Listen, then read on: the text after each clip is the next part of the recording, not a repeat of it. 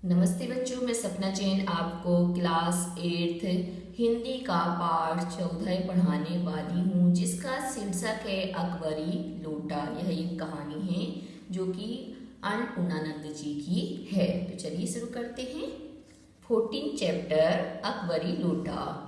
लाला छाऊ लाल को खाने पीने की कमी नहीं थी। काशी के ठटेरी बाजार में मकान था।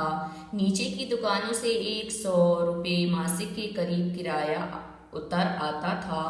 अच्छा खाते थे, अच्छा पहनते थे, पर 250 रुपये तो एक साथ आंख सेंकने के लिए भी ना मिलते थे। इसलिए जब उनकी पत्नी ने एक दिन एकाएक 250 रुपये की मांग पेश की, तब उनका जी एक बार जोर से सनसनाया और फिर बैठ गया। उनकी यह दशा देखकर पत्नी ने कहा, डरिए मत, आप देने में असमर्थ हों तो मैं अपने भाई से मांग लूं।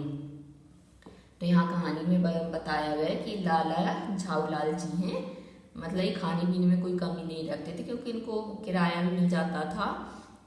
100 रुपये मासिक किराए के कारण ये अच्छे से ठाट बाट से रह सकते थे। परंतु अचानक एक घटना घटती कि इनकी पत्नी क्या है, 250 रुपये मांग लेती है। अब इनका है जो दिमाग है वो सनसना जाता है कि अब मैं इसको 250 रुपये कैसे दूँ। तो इनकी पत्नी कहती है, डरिए मत, यदि आप नहीं दे सकते तो मैं अपने भाई से ले लूंगी। आगे लाला झाऊलाल तिल मिला उठे। उन्होंने रोब के साथ कहा, अजी हटो, 250 रुपये के लिए भाई से भीख मांगोगी, मुझसे ले लेना। और जैसे ही इन्हें अपने भाई का नाम लिया इनकी पत्नी ने, तो उनका जो अहंकार था वो जाग उठा। बोले, अरे तुम 250 रुपये भाई से मांगो, मुझसे ही ले लेना, लेकिन मुझे इसी जिंदगी में चाहिए। तो इनकी पत्नी ने कहा कि आप दे तो दोगे, पर मुझे इसी जिंदगी में चाहिए, अगली जिंदगी तक के लिए नहीं बैठूंगी। अजी इसी सप्ताह में ले लेना। सप्ताह से आपका तात्पर्य 7 दिन से है या 7 वर्ष से? लाला झाऊलाल ने रौब के साथ खड़े होते हुए कहा, आज से 7वें दिन मुझसे 250 रुपये ले लेना। उन्होंने कहा, क्योंकि अक्सर पति जब पत्नियां पैसे मांगती हैं तो वो बहाने मार देते हैं। तो उसने स्पष्ट पूछ लिया कि तुम 7 दिन की बात कर रहे हो या 7 वर्ष की बात कर रहे हो? तो लाला झाऊ ने कहा, नहीं नहीं, 7वें ही दिन ले लेना। लेकिन जब 4 दिन ज्यों त्यों में यूं ही बीत गए और रुपयों का कोई प्रबंध ना हो सका, तब उन्हें चिंता होने लगी। प्रश्न अपनी प्रतिष्ठा का था, अपने ही घर में अपनी साख का था। देने का पक्का वादा करके अगर अब दे ना सके तो अपने मन में वह क्या सोचेगी, उसकी नजरों में उसका क्या मूल्य रह जाएगा। अपनी वाहवाही की सैकड़ों गाथाएं सुना चुके थे, अब जो एक काम पड़ा तो चारों खाने चित्त हो रहे। यह पहली बार उसने मुंह खोलकर कुछ रुपयों का सवाल किया था। इस समय अगर दुम दबा कर निकल भागते तो फिर उसे क्या मुंह दिखाएंगे। अब यहाँ पर 250 रुपये का जो प्रबंध करने के लिए उनके अंदर क्या क्या विचार चल रहे हैं, होता है कि मेरी पत्नी ने पहली बार मंगाया है, ये मेरी साख की बात है, मतलब इज्जत की बात है, और वैसे भी उसने पहली बार ही मांगे है, यदि मैं उसको नहीं दे पाऊंगा तो उसको क्या मुंह दिखाऊंगा। खैर, एक दिन और बीता। 5वें दिन घबराकर उन्होंने पंचम बिलवासी मिस्र को अपनी विपदा सुनाई। संयोग कुछ ऐसा बिगड़ा था कि बिलवासी जी भी उस समय बिल्कुल खुक्क थे, मतलब उनके पास भी कुछ नहीं था। उन्होंने कहा, मेरे पास हैं तो नहीं, पर मैं कहीं से मांग जांच कर लाने की कोशिश करूंगा, और अगर मिल गया तो कल शाम को तुमसे मकान पर मिलूंगा। वही शाम आज थी, हफ्ते का अंतिम दिन। कल 250 रुपये या तो गिन देना है या सारी हेकड़ी से हाथ धोना है। यह सच है कि कल रुपया न आने पर उनकी स्त्री उन्हें डामल फांसी ना कर देगी, केवल जरा सा हंस देगी, पर वह कैसी हंसी होगी, कल्पना मात्र से झाऊलाल में मरोड़ पैदा हो जाती थी। आज शाम को पंडित बिलवासी मिस्र को आना था, यदि ना आए तो या कहीं रुपये का प्रबंध वे ना कर सके।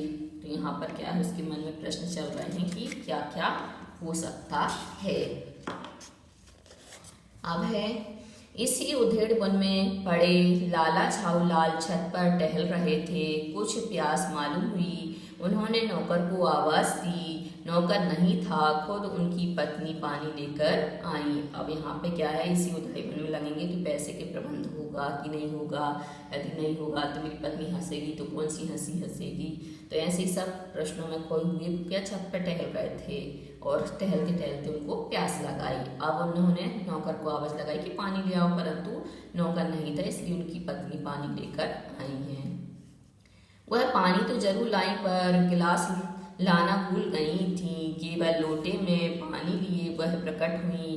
फिर लोटा की संयोग से वह जो अपनी बेढंगी सूरत के कारण लाला झाऊलाल को सदा से नापसंद था तो नया, साल 2 साल का ही बना, पर कुछ ऐसी गड़न उस लोटी की थी कि उसका बाप डमरू माँ चिल्लम रही हो।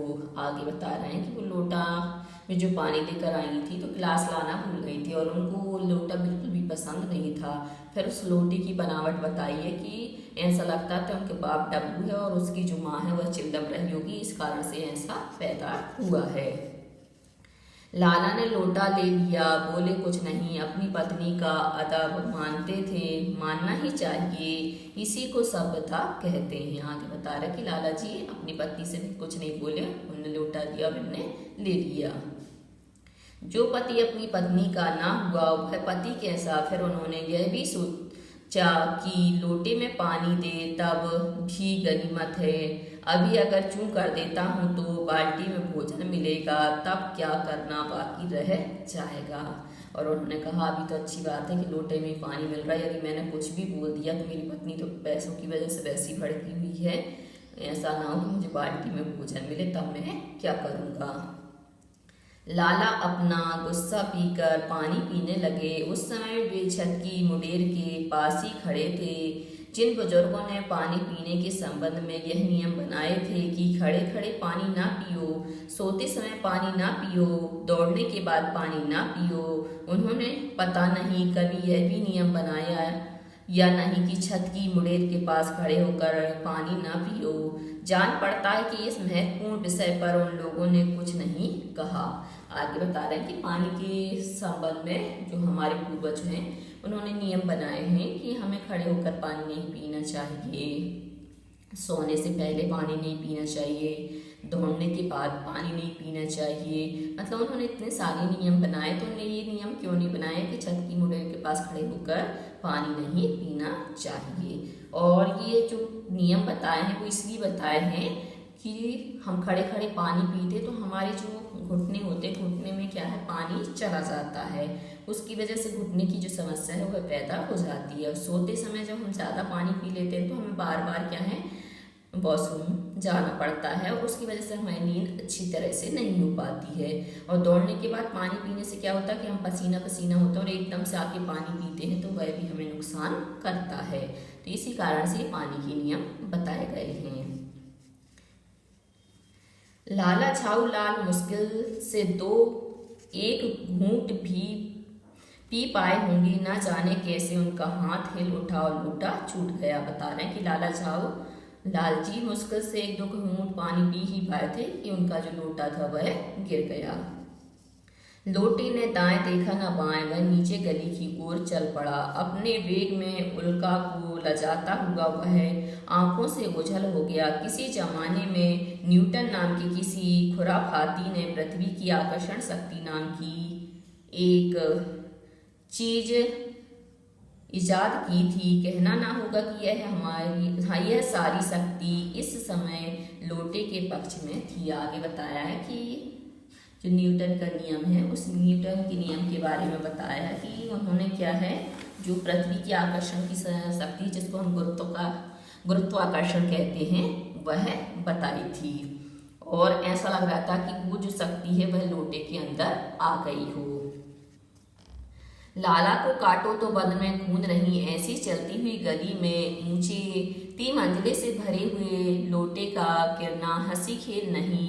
यह लोटा न जाने किस अनधिकारी के झोपड़े पर काशीवास का संदेश लेकर पहुंचेगा। अब लाला जी को डर लग रहा था कि पता नहीं ये जो लोटा है 3 मंजिल से यदि नीचे गिरा तो किसके सिर पे गिरेगा, कहाँ गिरेगा। तो अब उन्हें क्या है, बहुत ज़्यादा संदेह हो रहा था। कुछ हुआ भी ऐसा ही, गली में जोर का हल्ला उठा। लाला झाऊलाल जब तब दौड़कर नीचे उतरे तब तक एक भारी भीड़ उनके आंगन में घुस आई। और ऐसा ही हुआ, बहुत तेज हल्ला मचने लगा। हल्ला मचने पर झाऊलाल नीचे उतरे तो इनके आंगन में बहुत सारे लोग इकट्ठा हो गए। लाला झाऊलाल ने देखा कि इस भीड़ में प्रधान पात्र एक अंग्रेज हैं जो नक्श से भीगा हुआ है और जो अपने एक पैर को हाथ से सहलाता हुआ दूसरे पैर पर नाच रहा है। और देखा कि कोई एक अंग्रेज है और अंग्रेज का भी प्रधान, तो वो क्या है, सिर से लेके पैर तक भीगा हुआ है और वो भी क्या कर रहा है कि एक पैर पे नाच रहा है। उसी के पास अपराधी लोटे को भी देखकर लाला झाऊलाल जी ने फौरन 2 और 2 जोड़कर स्थिति को समझ लिया। जैसे ही पास में लोटा देखा तो वो समझ गए कि जरूर इनके ऊपर लोटा गिरा है। गिरने के पूर्व लोटा एक दुकान के साइबान से टकराया। वहां टकराकर उस दुकान पर खड़े उस अंग्रेज को उसने सांगोपांग स्नान कराया और फिर उसी के बूट पर आ गिरा। मतलब यहाँ पर क्या है, एक दुकान थी और दुकान से वो टकराया और टकरा करके, और दुकान पे क्या है कि अंग्रेज खड़ा हुआ था सामान लेने के लिए, तो उस पे ही जाके ऊपर से नीचे स्नान कराया और बाद में उसके ही पैर पर गिर गया। उस अंग्रेज को जब मालूम हुआ कि लाला झाऊलाल ही उस लोटे के मालिक हैं, तब उसने केवल एक काम किया, अपने मुंह को खोलकर खुला छोड़ दिया। लाला झाऊलाल को आज ही यह मालूम हुआ कि अंग्रेजी भाषा में गालियों का ऐसा प्रकांड कोश है। और बता रहे हैं कि जैसे ही अंग्रेज ने मुंह खोला और जो गाली बरसाना शुरू किया तो झाऊलाल को पहली ही बार पता चला कि अंग्रेजी भाषा में भी बहुत सारा गालियों का कोश भरा हुआ है, भंडार है। इसी समय पंडित बिलवासी मिश्र भीड़ को चीरते हुए आंगन में आते दिखाई पड़े। उन्होंने आते ही पहला काम यह किया कि उस अंग्रेज को छोड़कर और जितने आदमी आंगन में घुस आए थे सबको बाहर निकाल दिया। फिर आंगन में कुर्सी रखकर उन्होंने साहब से कहा, आपके पैर में शायद कुछ चोट आ गई है, अब आप आराम से कुर्सी पर बैठ जाइए। फिर इनके जो मित्र हैं वो आ गए, बिलवासी जी, इन्होंने पूरी भीड़ को हटाया। उसके बाद जो अंग्रेज था उसको कुर्सी पर बैठाया और कहा कि शायद आपके पैर में क्या है, चोट आ गई, इसलिए आप आराम से बैठ जाइए।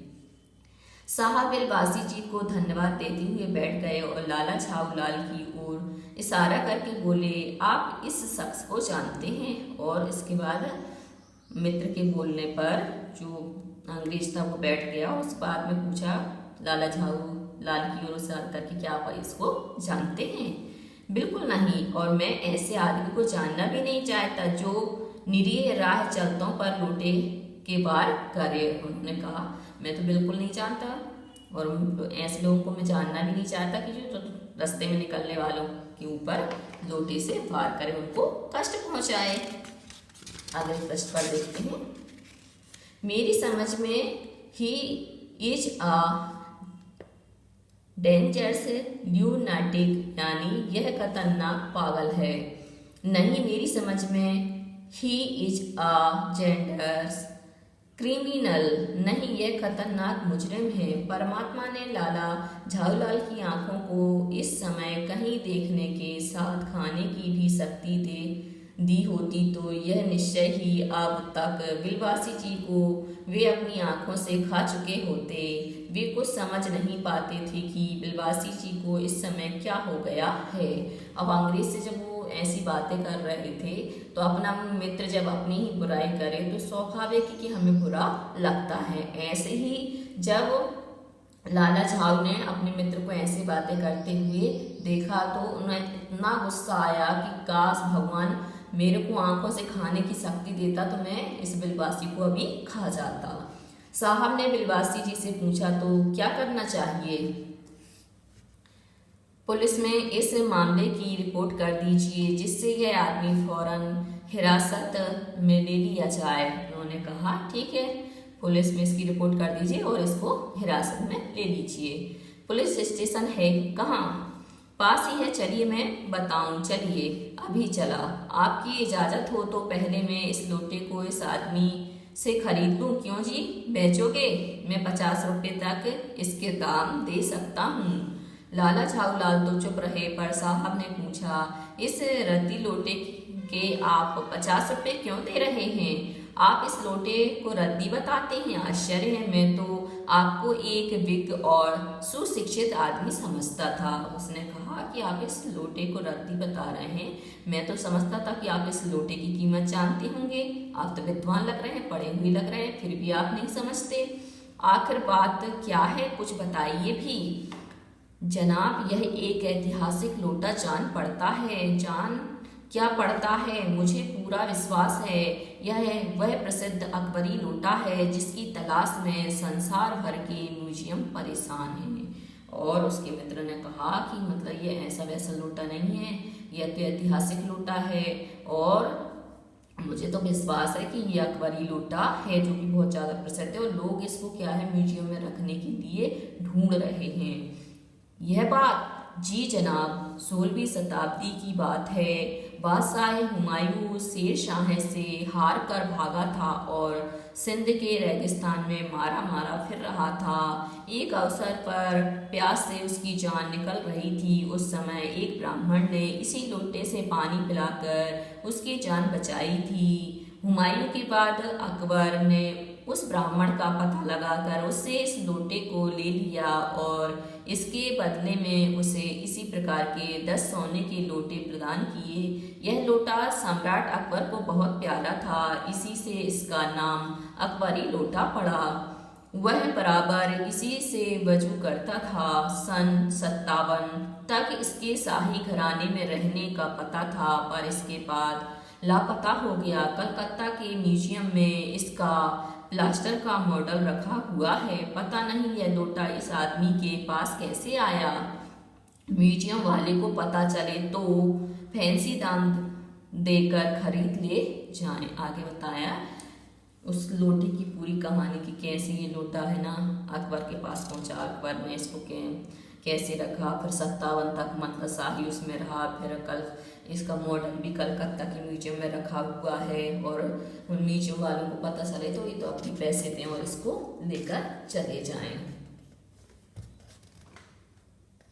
इस विवरण को सुनते सुनते साहब की आंखों पर लोभ और आश्चर्य का ऐसा प्रभाव पड़ा कि वे कोड़ी के आकार से बढ़कर पकौड़ी के आकार की हो गईं। आगे बताया है कि जब इस लोटे का पूरा बखान किया गया तो उस बखान को सुनते सुनते जो साहब थे तो उनकी आंखों में लोभ और आश्चर्य का प्रभाव पड़ गया और वे कोड़ी के आकार से बढ़कर पकौड़े के आकार की हो गई।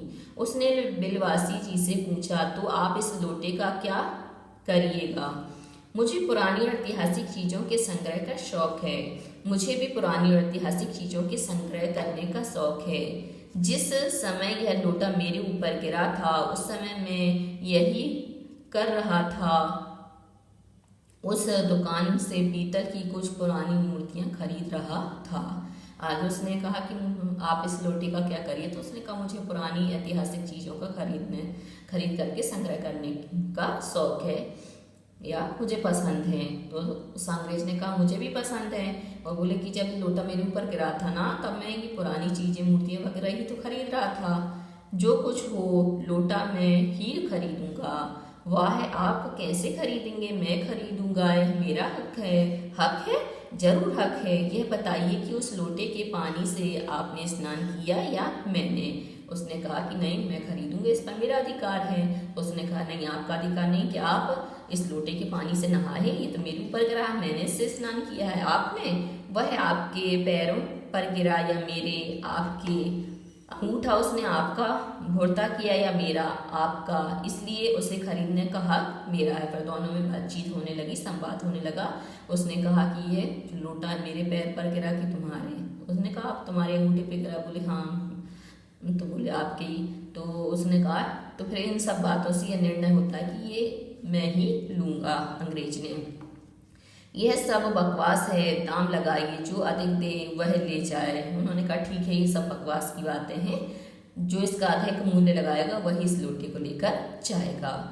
यही सही, आप इसका 50 रुपया लगा रहे थे, मैं 100 देता हूँ, मैं 150 देता हूँ, मैं 200 देता हूँ, अजी मैं 250 देता हूँ। यह कहकर बिलवासी जी ने 250 के नोट लाला झाऊलाल के आगे फेंक दिए। साहब को भी ताव आ गया। उसने कहा, आप 250 देते हैं तो मैं 500 देता हूँ, अब चलिए। बिलवासी जी अफसोस के साथ अपने रुपए उठाने लगे, मानो अपनी आशाओं की लाश उठा रही हूँ। साहब की ओर देखकर उन्होंने कहा, लोटा आपका हुआ, ये ले जाइए, मेरे पास 250 से अधिक नहीं है। फिर ऐसे भी उन्होंने पैसे बढ़ाते बढ़ाते 250 की और 250 लाला झाऊ के सामने फेंके कि मतलब ये ले लो, मुझे लोटा दे दो। तो जो अंग्रेज था उसके पास तो बहुत पैसे थे, उसने कहा ठीक है तुम 250 दे रहे हो, मैं तो 500 दे रहा हूँ, और उसने 500 रुपये दिए। फिर उसने कहा बिलवासी ने कि भाई मेरे तो पास 250 रुपये थे, मैं इतने ज़्यादा नहीं दे सकता, ये लोटा आप लो और ले जाओ। यह सुनना था कि साहब के चेहरे पर प्रसन्नता की पूंजी गिर गई। उसने झपट कर लोटा लिया और बोला, अब मैं हंसता हुआ अपने देश लौटूंगा। मेजर डगलस की डींग सुनते सुनते मेरे कान पक गए थे। मतलब उसने कहा कि अब तो मैं अपने देश ले जाऊंगा इस लोटे को। और दूसरे लोग कहते कि मेरे पास इतना पुरानी चीज़ें, इतनी पुरानी चीज़ें, तो उनकी डींग सुनते सुनते मेरे जो कान हुए पक गए थे। मेजर डगलस कौन है? मेजर डगलस मेरे पड़ोसी हैं। पुरानी चीज़ों के संग्रह करने में मेरी उनकी होड़ रहती है। गत वर्ष वे हिंदुस्तान आए थे और यहाँ से जहांगीरी अंडा ले गए थे। जहांगीरी अंडा? हाँ, जहांगीरी अंडा। मेजर डगलस ने समझ रखा था कि हिंदुस्तान से वे ही अच्छी चीज़ें ले सकते हैं। पर जहांगीरी अंडा है क्या? आप जानते होंगे कि एक कबूतर ने नूरजहां से जहांगीर का प्रेम कराया था। जहांगीर के पूछने पर कि मेरा एक कबूतर तुमने कैसे उड़ जाने दिया, नूरजहां ने उसके दूसरे कबूतर को उड़ाकर बताया था कि ऐसे। उसके इस भोलेपन पर जहांगीर दिलो जान से निछावर हो गया। उसी क्षण से उसने अपने को नूरजहां के हाथ कर दिया। कबूतर का यह एहसान वह नहीं भूला। उसके एक अंडे को बड़े जतन से रख छोड़ा। एक बिल्लूर की हांडी में वह उसके सामने टंगा रहता था। बाद में वही अंडा जहांगीरी अंडा के नाम से प्रसिद्ध हुआ। उसी को मेजर डगलस ने पाठशाल दिल्ली में एक मुसलमान सज्जन से 300 रुपये में खरीदा। यह बात? हाँ, पर अब मेरे आगे धून की नहीं ले सकता। मेरा अकबरी लोटा उनके जहांगीरी अंडे से भी एक पुश्त पुराना है। इस रिश्ते से तो आपका लोटा इस अंडे का बाप हुआ। साहब ने लाला झाऊलाल को 500 रुपये देकर अपनी राह ली। लाला झाऊलाल का चेहरा इस समय देखते बनता था। जान पड़ता था कि मुंह पर 6 दिन की बड़ी हुई दाढ़ी का एक एक बाल मारे प्रसन्नता के लहरा रहा हो। तो जैसे ही वो साहब क्या है उससे 500 रुपये में लोटा लेके जाते हैं, तो लाला झाऊ का जो चेहरा होता है वो प्रसन्नता से खिल उठता है। मतलब बहुत ज़्यादा प्रसन्न हो जाते हैं, क्योंकि उनको 500 रुपये चाहिए ही रहते हैं। सॉरी 250 रुपये, परंतु उसको क्या है 500 रुपये मिल जाते हैं। उन्होंने पूछा, बिलवासी जी मेरे लिए 250 रुपया घर से लेकर आए, पर आपके पास तो थे नहीं। इस भेद को मेरे सिवाय मेरा ईश्वर ही जानता है, आप उसी से पूछ लीजिए, मैं नहीं बताऊंगा। उसने कहा कि इस रहस्य को तो ईश्वर ही जानते हैं, मैं इस रहस्य को नहीं बता सकता। पर आप चले कहाँ? अभी मुझे आपसे काम है 2 घंटे तक। 2 घंटे तक? हाँ, और क्या। अभी मैं आपकी पीठ ठोककर शाबाशी दूंगा। 1 घंटा इसमें लगेगा, फिर गले लगाकर धन्यवाद दूंगा।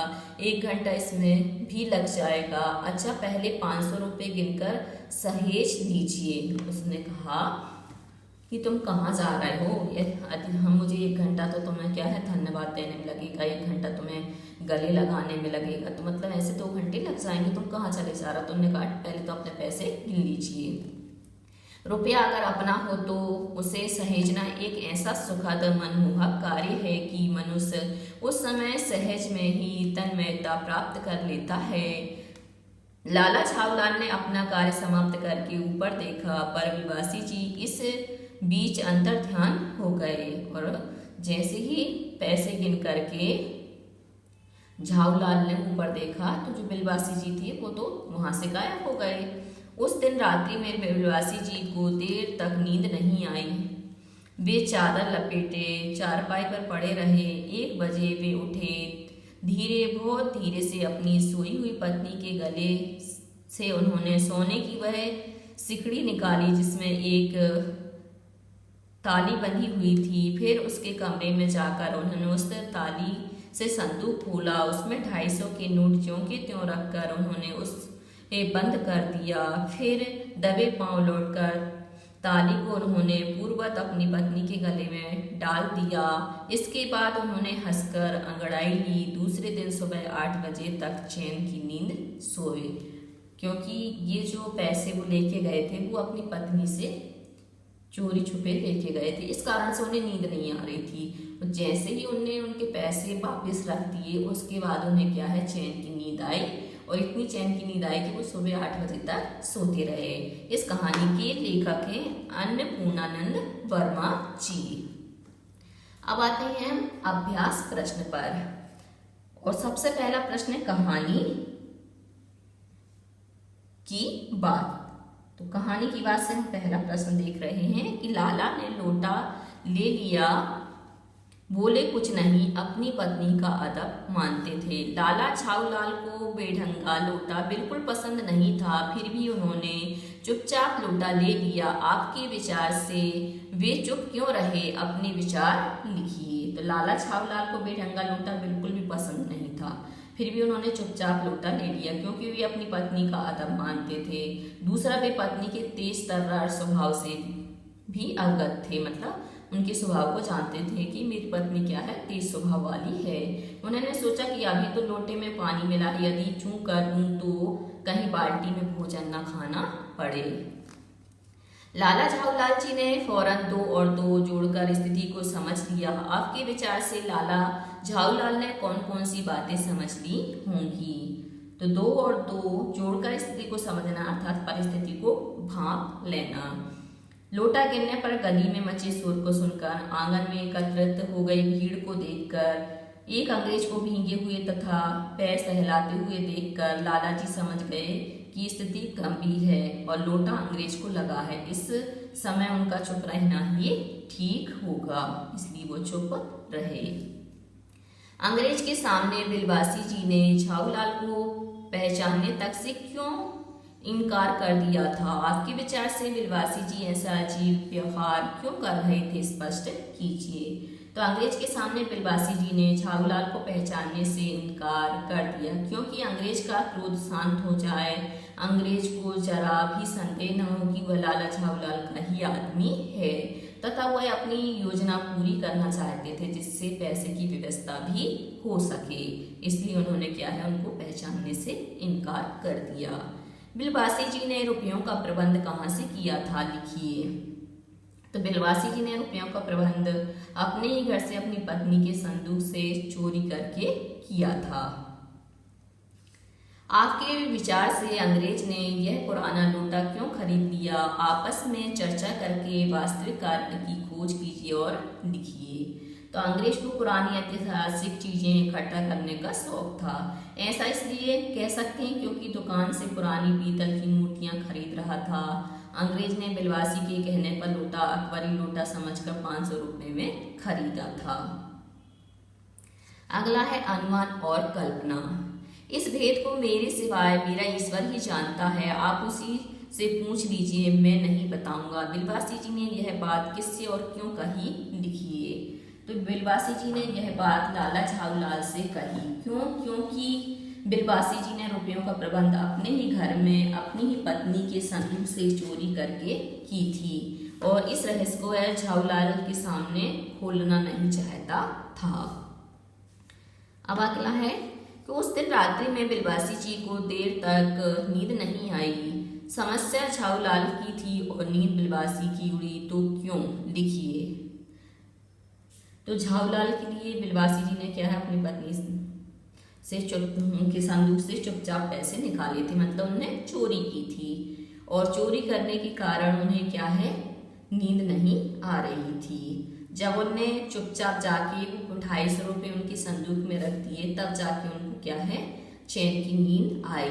इसलिए क्या है, बिलवासी जी की नींद उड़ी हुई थी। और झाऊलाल को क्या है, 250 की जगह 500 रुपये मिल गए थे, इसलिए उनको कोई समस्या नहीं हुई। लेकिन मुझे इसी जिंदगी में चाहिए अजी, इसी सप्ताह में ले लेना। सप्ताह से आपका तात्पर्य 7 दिन से या 7 वर्ष से।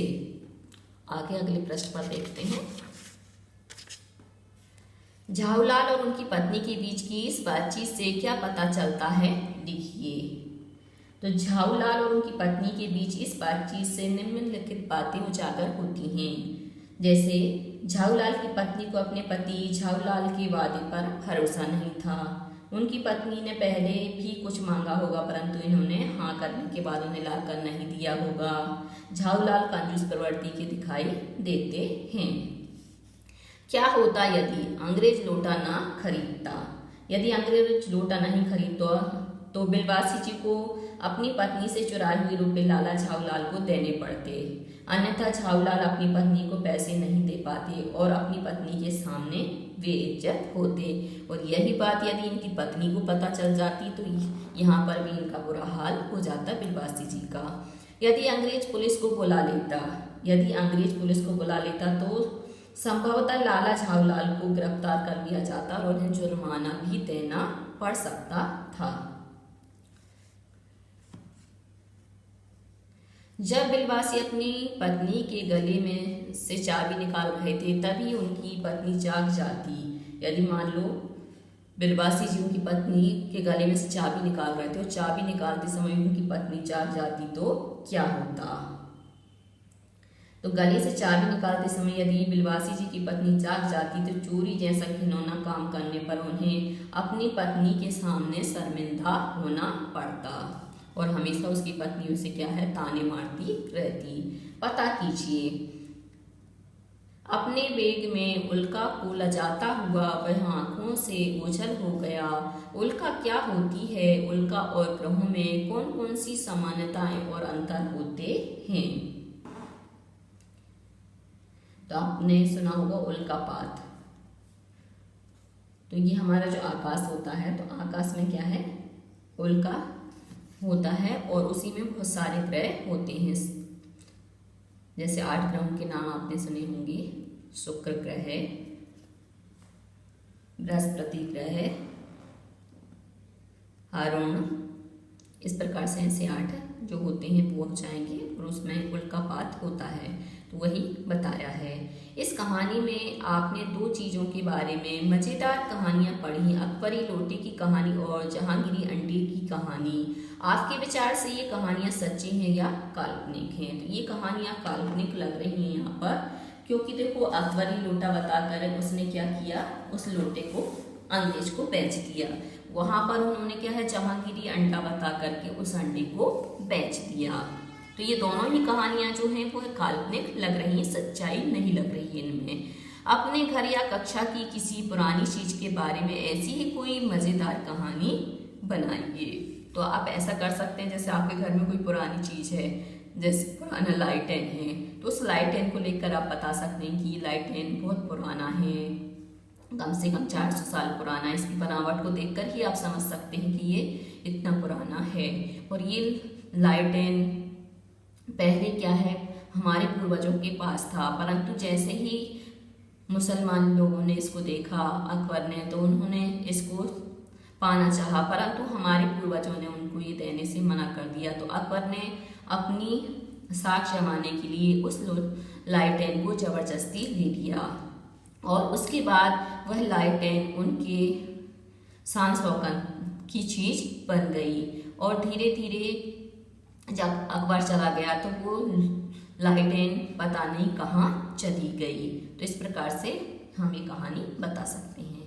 आप चाहें तो दूसरी चीज पर भी बना सकते हैं। बिलवासी जी ने जिस तरीके से रुपयों का प्रबंध किया वह सही था या गलत? तो बिलवासी जी ने जिस तरह से रुपयों का प्रबंध किया था तो वह एकदम गलत था। क्यों?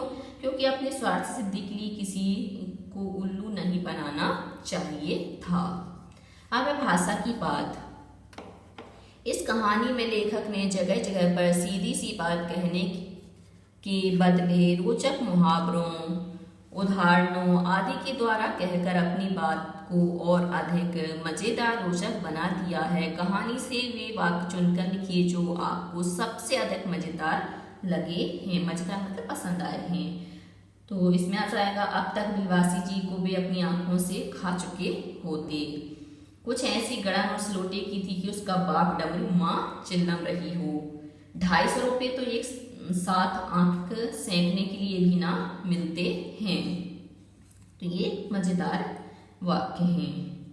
इस कहानी में लेखक ने अनेक मुहावरों का प्रयोग किया है। कहानी में से 5 मुहावरे चुनकर उनका प्रयोग करते हुए वाक्य लिखिए।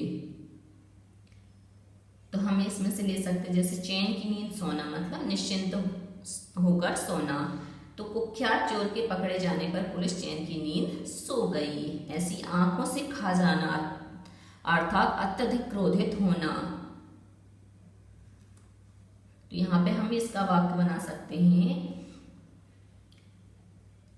कि अब तक बिलवासी जी को झाऊलाल जी अपनी आंखों से खा चुके होते। अगला है आंख सेंकने के लिए भी ना मिलना अर्थात बहुत दुर्लभ होना। तो हस्तकला से बनी वस्तुएं तो आजकल आंख सेंकने के लिए भी नहीं मिलती हैं। मारा मारा फिरना अर्थात ठोकरे खाना। बेटे आलीशान घर में रहते हैं और माँ बाप बेचारे मारे मारे फिरते हैं। डींगे सुनना मतलब झूठ मूठ की तारीफ सुनना। तो लाला जी घर में तो भीगी बिल्ली हैं परंतु बाहर अपनी बहादुरी की डींगे मारते फिरते रहते हैं। तो बच्चों आज के लिए सिर्फ इतना ही। यदि आपको हमारा ये वीडियो पसंद आया है तो लाइक कीजिए, शेयर कीजिए, सब्सक्राइब कीजिए तथा इस पाठ से संबंधित कोई भी प्रश्न है तो नीचे कमेंट्स में पूछ लीजिए। धन्यवाद।